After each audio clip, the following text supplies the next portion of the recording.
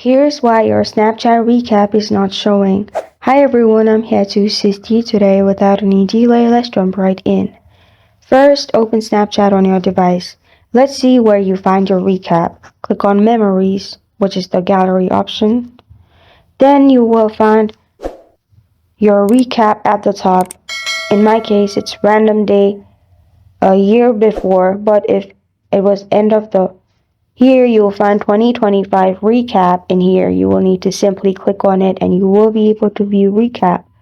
And for now, if it's not showing, Snapchat might have some issue, as there has been a report that Snapchat recap is not showing up or it is very slow even if it's working. So Snapchat might get fixed that issue, and after that you will find your Snapchat recap of 2025 in the same section that I showed.